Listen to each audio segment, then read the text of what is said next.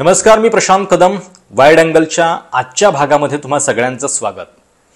Adani Hindenburg वादावर काँग्रेससह सगळे विरोधक जेपीसी चौकशीची मागणी करत असताना या मुद्द्यावर संसदेचं सगळं बजेट अधिवेशन पाण्यात गेल्यानंतर काल शरद पवारांनी मात्र या सगळ्या मुद्द्यातली एक प्रकारे हवा काढण्याचा प्रयत्न केला. काँग्रेससह 19 विरोधी पक्ष या मुद्द्यावर जेपीसी चौकशीची मागणी करतायत. शरद पवार यांना मात्र जेपीसी पेक्षा सुप्रीम कोर्टाच्या चौकशी समितीवर अधिक भरोसा वाटतोय.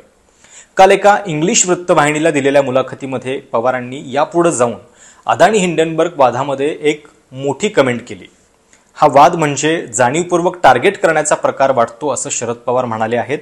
ज्या हिंडनबर्ग कंपनीनं अदानींच्या बद्दल हा आरोप केला ते हिंडनबर्ग कोण आहेत, त्यांचा इतिहास काय आहे, असा सवाल पवारांनी उपस्थित केला.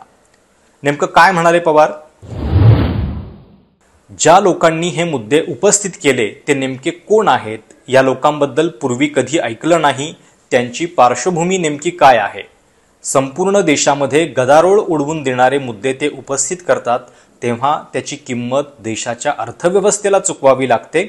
या गोष्टींकडे दुर्लक्ष करून चालणार नाही. हे सगळं जाणीवपूर्वक टार्गेट केल्यासारखं वाटतं असं पवार म्हणालेले आहेत. खरं तर हिंडनबर्ग कोण आहेत, त्यांचा इतिहास काय आहे याची चर्चा जेव्हा हा रिपोर्ट आला तेव्हा देखील बरीच झालेली होती.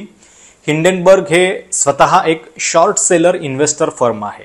स्वतःला ते मार्केट ॲक्टिव्हिस्ट असल्याचं सांगतात. म्हणजे ज्या कंपन्यांमध्ये काहीतरी काळं बेरं आहे असं त्यांना वाटतं त्याबद्दल ते अधिक शोधून काढतात, त्यांच्याबद्दलचा रिपोर्ट जाहीर करतात आणि तो करताना आधीच त्या कंपनीचे शेअर शॉर्ट सेल करून म्हणजे अधिक भावाला विकून आणि नंतर कमी भावाला खरेदी करून पैसे कमावतात.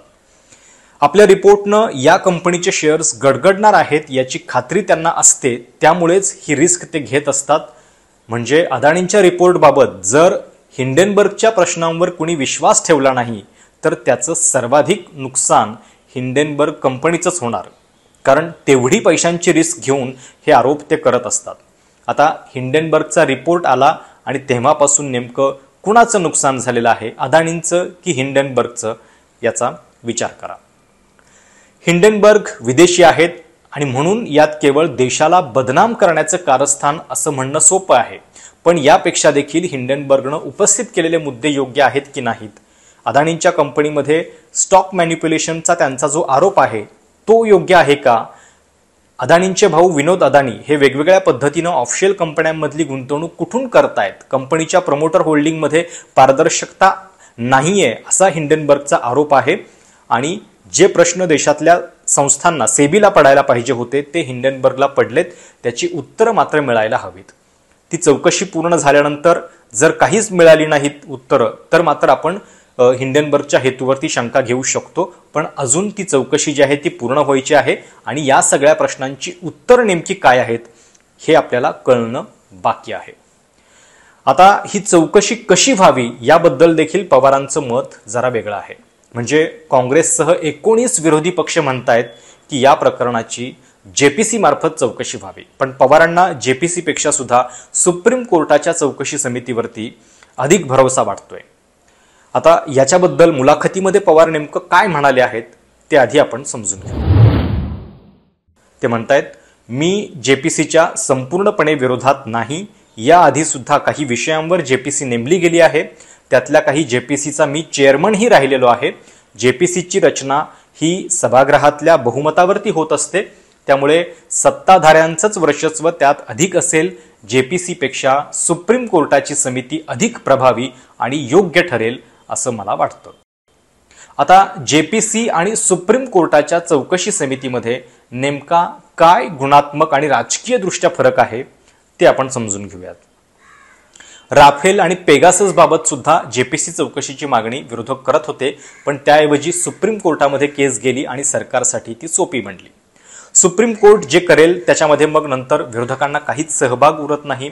जेपीसी मध्ये मात्र त्या घटनेबद्दलची सगळी कागदपत्र, अहवाल त्या समितीच्या खासदारांसमोर येतात, त्याच्या बातम्या बनत राहतात आणि जेपीसी रिपोर्टचं पुढं काय होतं हा एक वेगळाच विषय, त्याच्यामध्ये आपण जात नाही आत्ता. पण त्यापेक्षा सुद्धा या मुद्द्यावर सरकारला अधिक जबाबदार धरण्याची लोकशाहीत्मक संधी जी आहे ती विरोधकांना मिळते असं मात्र आपण नक्की म्हणू शकतो.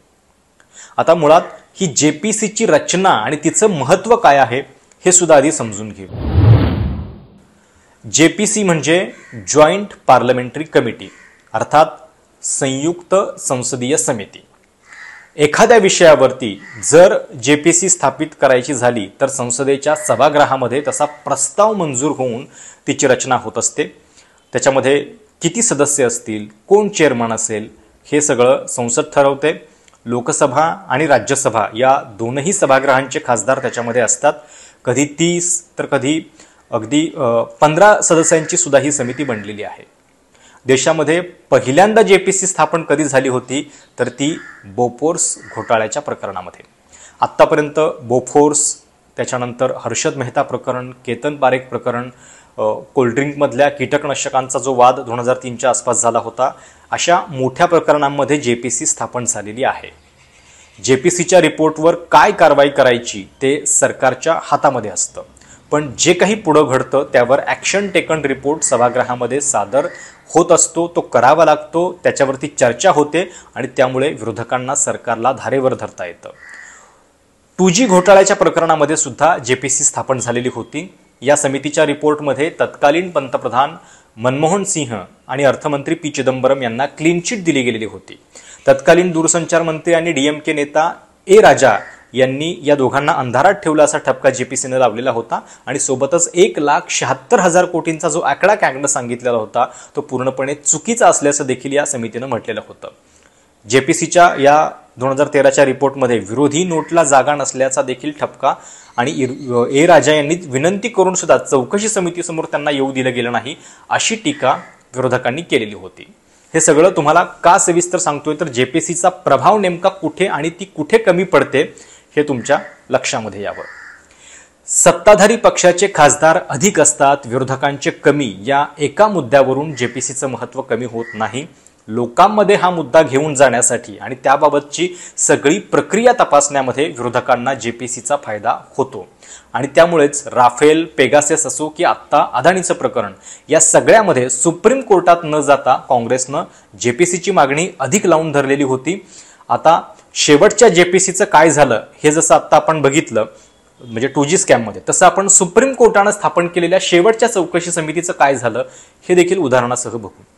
पेगासेस या इस्रायलच्या स्पायवेअरचा वापर करून देशातल्या काही महत्त्वाच्या लोकांची हेरगिरी झाल्याचा आरोप झालेला होता. त्याबद्दल गदारोळ सुद्धा झाला. जेपीसीची मागणी तिथंही होती, पण तिथं सुप्रीम कोर्टाची समिती स्थापन झाली. सुप्रीम कोर्टाचे माजी न्यायमूर्ती रवींद्रन यांच्या अध्यक्षतेखाली तांत्रिक समिती स्थापन झालेली होती. ऑगस्ट 2022 या समितीनं आपला रिपोर्ट सादर केला आणि त्यांनी पाहणी केलेल्या 29 फोनमध्ये पेगासेस सापडलं नसल्याचा निर्वाळा नंतर दिला. 29 पैकी 5 फोनमध्ये काही संशयास्पद वाटलं, पण ते नेमकं काय या निष्कर्षापर्यंत मात्र कोर्ट पोहोचू शकलं नाही. भविष्यात अशा हेरगिरीचे प्रकार रोखण्यासाठी काय करता येईल याबाबत कोर्टानं सुनावणी घ्यायचं ठरवलं. झालं हे सगळं, पण म्हणजे याच्यातून हा मुद्दा मात्र थंड वासनात गेला. विरोधकांना त्यावर पुढे कारवाईसाठी काही मिळालं नाही. आता पवार नेमकं असं का म्हणाले असावेत? अदानी आणि त्यांचे संबंध जुने आहेत, इतके जुने की मोदींच्या मुख्यमंत्री पदाच्या काळामध्ये अदानींची भरभराट होण्याआधी सुद्धा शरद पवार आणि अदानींचे संबंध आहेत आणि लोक माझे सांघाती या पुस्तकामध्ये पवारांनी त्याचा उल्लेख सुद्धा केलेला आहे. याच्यातलं पान नंबर 123 जे आहे ते तुम्ही वाचा. अदानी हिंडनबर्ग वादानंतर संसदेमध्ये रान पेटलेलं असताना सुरुवातीपासूनच खरं तर राष्ट्रवादीची भूमिका नरमाईची होती.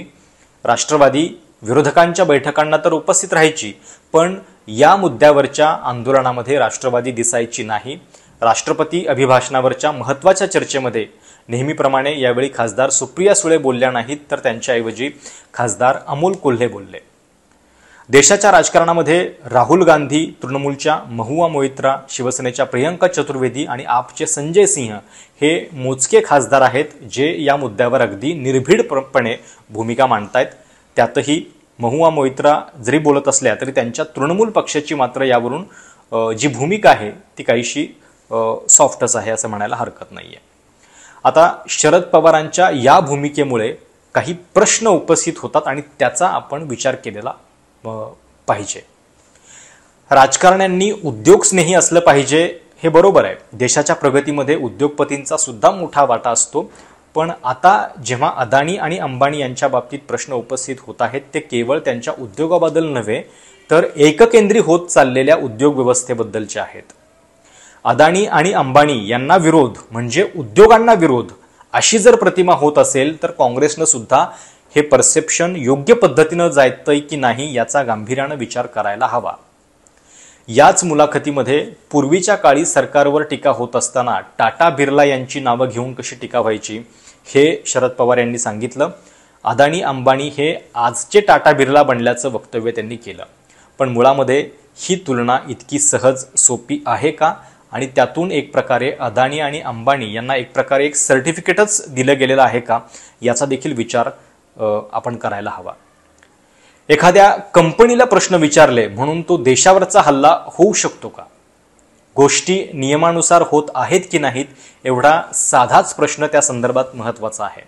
नाहीतर मग जे आपले देशातले म्युच्युअल फंड आहेत ते सुद्धा त्या कंपनीवरती भरोसा ठेवत नाहीत, तिथे गुंतवणूक करत नाहीत, मग त्या म्युच्युअल फंडना सुद्धा आपण देशद्रोही म्हणणार आहोत का? उद्योग आणि उद्योगपतींना बरोबर घेऊनच राजकारण्यांनाही चालावं लागतं. पण ज्यावेळी सर्वच उद्योगांसाठी समान न्याय न राहता, समान संधी न राहता ठराविक उद्योगपतींना त्यांचे हितसंबंध वापरण्याची संधी मिळते तेव्हा प्रश्न निर्माण होत असतात आणि त्यामुळं या प्रश्नांची उत्तरं ही देशाला मिळणं खूप गरजेचं आहे. शरद पवार यांनी या संपूर्ण विषयामध्ये एक वेगळी भूमिका घेतलेली आहे. ती खरी ठरते की खोटी ठरते हे आपल्याला पुढे चौकशीतून जे काही समोर येईल त्याच्या उत्तरांमधूनच कळेल. सुप्रीम कोर्टानं समिती स्थापन केलेली आहे. त्या समितीचा जेव्हा रिपोर्ट येईल तेव्हा आपल्याला कळेल. पण गेल्या काही दिवसांपासून आपण बघतोय की मार्केटमध्ये मात्र त्याचे हादरे जे आहेत ते बसलेले आहेतच. आणि पुन्हा पुन्हा आपण हे लक्षात घ्यायला पाहिजे की आपण अदानींच्या कंपनीमध्ये गुंतवणूक केलेली असो किंवा नसो त्याच्यानंतर सुद्धा हे सगळं जे आहे ते आपल्यापर्यंत पोहोचत राहील.